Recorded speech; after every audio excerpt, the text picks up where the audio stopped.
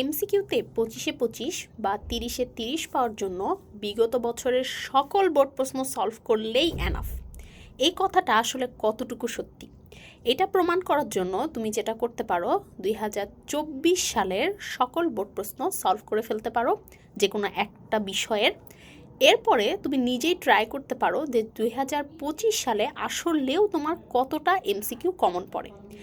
MCQ কিন্তু এভাবে ঢালাও করে বোর্ড পরীক্ষার সব পড়লেই যে আমার কমন চলে আসবে এটা প্রচলিত খুবই একটা ভুল ধারণা।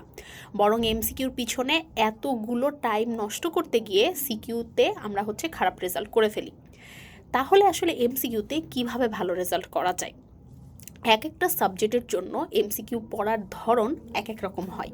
যেরকম তুমি যদি ধর্ম, বাংলাদেশ বিশ্ব পরিচয়, রসায়ন, জীববিজ্ঞান এই 4টা সাবজেক্টের কথা বলো, এই 4টা সাবজেক্টে তুমি যদি ভালো করে বই পড়ো এবং কেমিস্ট্রির ক্ষেত্রে কিছু হালকা পাতলা এমসিকিউ সলভ করো, তাহলে কিন্তু তোমার 100-এ 100 কমন চলে আসবে এবং অযথা এত টাইম নষ্ট করে এমসিকিউ পড়া লাগতেছে না। ম্যাথের ক্ষেত্রে, ম্যাথ বা হায়ার ম্যাথের ক্ষেত্রে এমসিকিউ সলভ করার সময় তুমি যে টেকনিকগুলো শিখবা, তাহলে ম্যাথ এবং হায়ার ম্যাথের ক্ষেত্রে তুমি বোর্ড প্রশ্ন সলভ করতে পারো। বাট বেশি বোর্ড প্রশ্ন সলভ করতে হবে এরকম না, টাইপ ভিত্তিক বোর্ড প্রশ্ন সলভ করতে হবে, এটা বেশি জরুরি। ফিজিক্সের ক্ষেত্রে থিওরি এবং ম্যাথ যেহেতু দুটো অংশ আছে, তাহলে স্বাভাবিকভাবেই ফিজিক্স বোর্ড প্রশ্ন সলভ করলেই যে সব কমন চলে আসবে এরকমটা ভুল। আমাদের বেসিক ক্লিয়ার থাকতে হবে। এবং লাস্ট যেটা বাংলা প্রথম এবং বাংলা দ্বিতীয়র ক্ষেত্রে, বাংলা প্রথমে তুমি যত ভালো কনসেপ্ট বুঝবা তত বেশি তুমি এমসিকিউ প্রশ্নের অ্যান্সার করতে পারবা।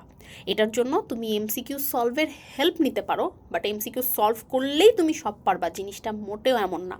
অপরদিকে বাংলা দ্বিতীয়র ক্ষেত্রে তুমি সব এমসিকিউ সলভ করলেই পেরে যাবা, এটা একদমই না। বরং তুমি যদি পরিচ্ছেদগুলো বই থেকে ভালো করে পড়তে পারো, সেটাতে তোমার সময়ও কম লাগবে এবং তোমার কমন পাওয়ার সম্ভাবনা অনেক বেশি বাড়বে। এমসিকিউতে কিভাবে 25-25 পাবার তার জন্য পিছনে একটা ভিডিও আছে, এই ভিডিওটা তোমাদেরকে আমি লিঙ্কে দিয়ে দিব, তোমরা সেটা দেখতে পারো। এখানে সাবজেক্ট ওয়াইজ কিভাবে এমসিকিউ সলভ করবা সেটা খুব সুন্দর করে গুছিয়ে বলা আছে। এছাড়াও এমসিকিউতে ভালো রেজাল্ট করার জন্য একটা নির্দিষ্ট পরিমাণ এফোর্ট অবশ্যই তোমাকে আগে মেইন বইতে দিতে হবে। মেইন বই ভালো করে না পড়ে বারবার বোর্ড প্রশ্ন সলভ, বেশি পরিমাণ এমসিকিউ প্র্যাকটিস, এটা তোমাকে আগিয়ে নিয়ে আসলে কতটুকু যেতে পারবে সেটা কিন্তু তুমি নিজে নিজে প্র্যাকটিস করেই বুঝতে পারবে।